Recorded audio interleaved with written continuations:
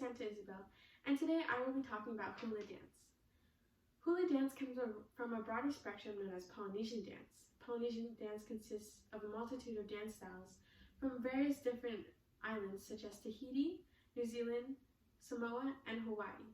Hula is the most commonly known Polynesian dance in Western society. It is a traditional art of movement and is meant to tell a story. For this informative presentation, I will be touching upon 3 key points: the history of hula, the technique of its dance style, and the traditional costuming. So let's begin. In ancient history, hula was first seen as a ritual performed to the volcano goddess Pele. As story tells it, Pele gathered her sisters one day and asked to be entertained. Hiaka then performed the first hula dance with movements she learned from her good friend Hapoe. Then, later on, hula became associated with the goddess Hiaka. In the later 1820s, Christian missionaries came to the islands of Hawaii and started converting many of the natives to Christianity. When Queen HCOM100 became Christian, she took many temples and images of goddesses and destroyed them. She then banned hula as it was seen as a pagan ritual because it was so vulgar and sinful.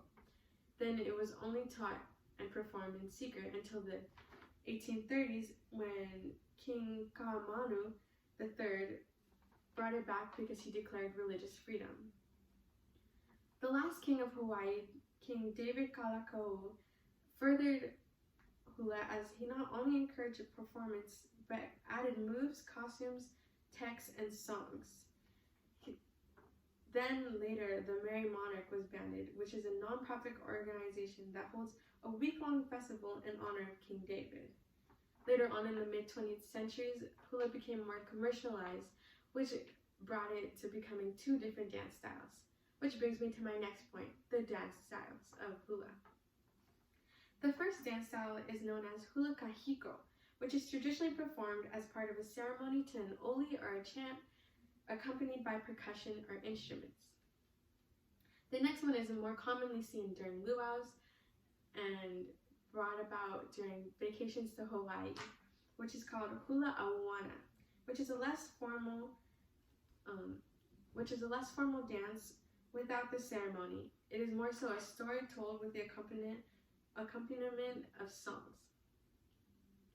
When dancers are dancing, they usually repeat sets of moves, sets of basic steps to create a full dance. And some of these steps I will show you today. The first one is called a ha'a, which is the basic stance that the dancer will carry. They will bend their knees at what is known as a level 2, and they will carry this posture throughout the dance. The next one is called an ami, which is a basic rotation of the hips with different variations. They will stay on level 2, and then they will rotate their hips clockwise without moving the top of their body. The next move is a kaholo. A kaholo will have the dancer step with one foot and then follow with the opposing without never letting it fully rest on the ground. When dancers are dancing, they traditionally try to be barefoot and wear clothing that does not obstruct their feet. And which brings me to my last point, traditional costuming. Part of traditional costuming is what I'm wearing today. This is called a pa'u skirt. Pa'u in Hawaiian language means skirt. So if put in together hula and pa'u, and hula means dance in Hawaiian, it roughly translates to dance skirt. Pa'u skirts were made with bark cloth, originally made with bark cloth, and the more decorated, the more higher social status a person had. The next piece of clothing is a muamua. The muamua was a more traditional form of a holoku, which was first introduced in the 1820s when the missionaries came to Hawaii. It was a very conservative dress that had long sleeves, a high turtleneck, and a dress that fell to their ankles. the Moa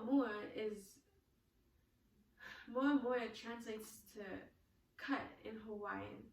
So it's traditionally cut shorter than a holoku without the long sleeves or the high neck.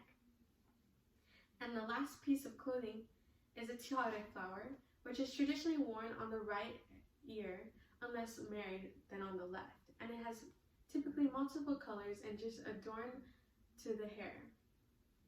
In conclusion, hula dance is a beautiful form of art that expresses its rich culture through movements. I hope you've learned something and hopefully some new moves today, and I hope that you enjoyed. Mahalo, goodbye.